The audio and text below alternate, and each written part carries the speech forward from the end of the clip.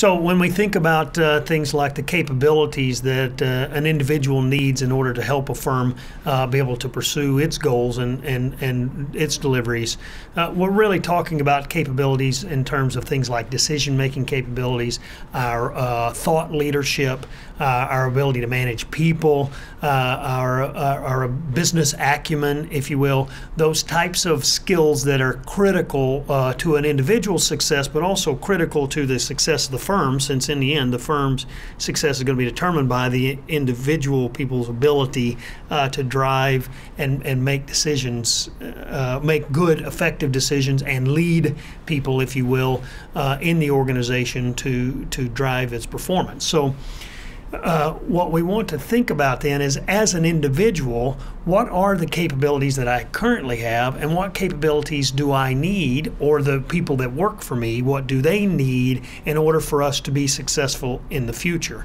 And the difference between the capabilities we currently have and the capabilities we believe we have is a gap, what we call a strategic human capital gap. How are we going to close that gap? Well, once you start thinking about things like strategic gaps, that starts to sound like the same thing as what's the strategy of a business, right? And if we think about developing a business's strategy, one of the things that we clearly need to do in business strategy is define the goals of the company. There's an old adage about why do you define goals for a company? Because those things that get measured get done.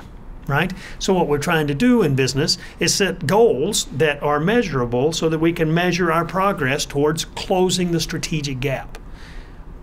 That's the same thing in human capital, right? If we're talking about that we have human capital that has this set of competencies today, or capabilities, and we need this set of competencies or capabilities to successfully deliver on the company strategy, then how are we going to close that gap? We're going to close that gap by defining a set of goals that get us to better capabilities that close the gap on the capabilities.